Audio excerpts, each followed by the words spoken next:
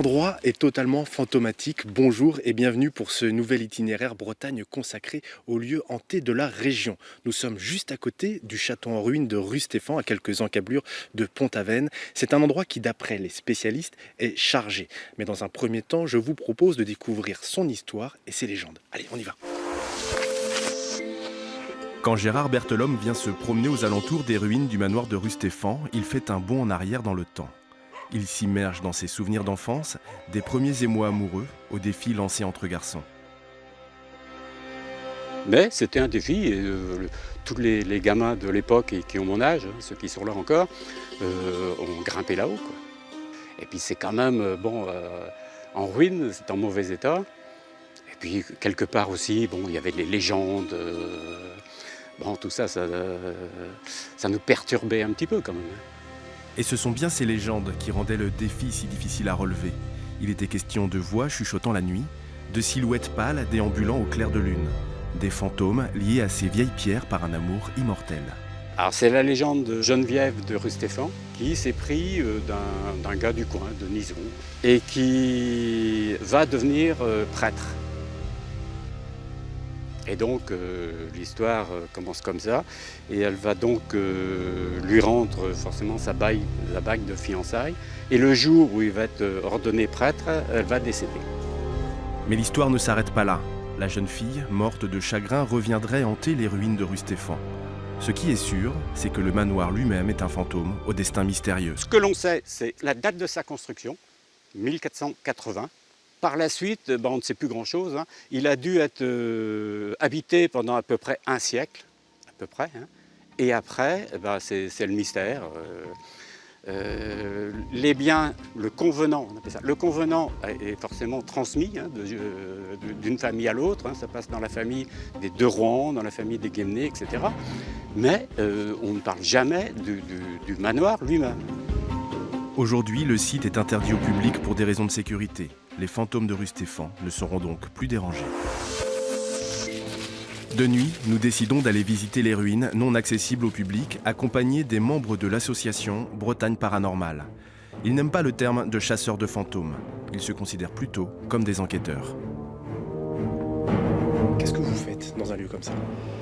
On arrive, on fait une pré-enquête, on regarde et puis on analyse, on cherche des phénomènes, avec de la vidéo, de l'audio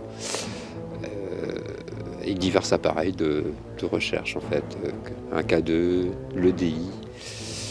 Le K2 c'est un appareil qui détecte les champs électromagnétiques. Comme là, il n'y a pas de courant, si l'appareil sonne, c'est qu'il se pourrait qu'il y ait des choses. Qu'est-ce que vous potentiellement pouvez trouver, déjà en termes de données comme ça ? Ça nous arrive de trouver des phénomènes de voix électroniques. Ce sont des voix où quand on pose des questions, on laisse un blanc.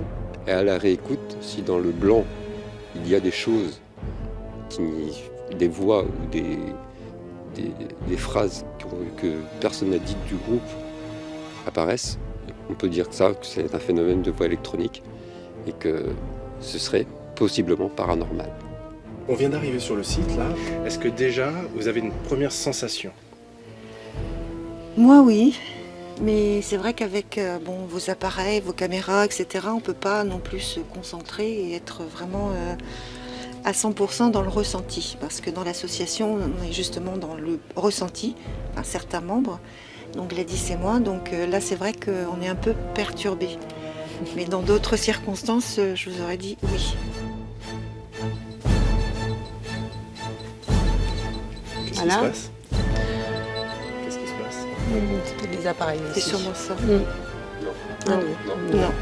Alors qu'est-ce que ça veut dire ? Alors ça détecterait justement une présence que vous avez peut-être pu voir en direct. Donc voilà. Qui confirmerait peut-être... Ça a détecté éventuellement une présence. Nous allons laisser nos chercheurs de fantômes travailler. Pendant ce temps-là, je vous propose de voir ou de revoir un reportage d'archives. Il date de 1964. Ça se passe à Carnoët, dans les Côtes-d'Armor. Il y est question de sorts jetés et évidemment de maisons hantées. Dites-moi, il paraît que la nuit également, vous entendez des bruits dans la maison. Oui, monsieur. Impossible des nuits de dormir. Des fois, on dormait 2 heures ou 3 heures de la nuit seulement. Et quel genre de bruit vous entendez? Ben, il y avait des grands bruits. Et des fois même on croyait qu'il y avait une poutre qui tombait. Dites-moi, Oui. vous pensez que dans toute cette histoire, vous pensez qu'il y a une influence du diable peut-être? Certainement. Oui. Malheureusement, monsieur. Je crois, madame, également, qu'il vous est arrivé la même chose. Oui. Vous êtes une voisine. Oui, je suis une voisine, oui. Vous êtes bouchère, je crois. Oui, dans le c'est pays, ça, c'est oui, ça. oui, oui. Et vous êtes arrivé, comment c'est arrivé Ben, vous il y a une bohémienne qui est venue dans ma maison et elle me demande un œuf frais Oui. et de le placer dans mon buffet de cuisine pendant 8 jours. Dans 8 jours, je reviendrai le prendre. Alors, dans 8 jours, elle revient et elle casse l'œuf devant moi et il y avait un cheveu noir dedans. Alors, elle me demande, qu'est-ce que vous croyez que c'est ça? Je ne sais pas, que je lui dis. Alors, elle me dit, c'est le diable que vous avez dans votre maison. Et pour enlever le diable, ben, il faut de l'argent. Et vous avez donné? Je lui ai donné 10 000 francs, plus des draps aussi qui appartenaient à moi et à ma fille. Et puis des petits vêtements de ma fille aussi qui étaient trop petits. Elle me les demandait pour donner à ses gosses.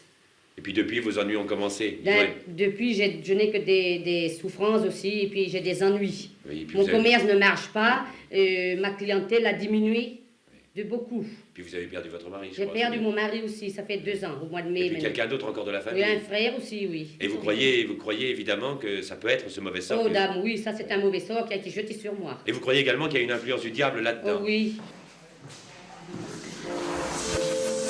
Ainsi s'achève cet itinéraire Bretagne consacré aux lieux hantés de la région. Nous étions au château de Rustéphan dans le Finistère. Cet endroit hélas ne se visite pas.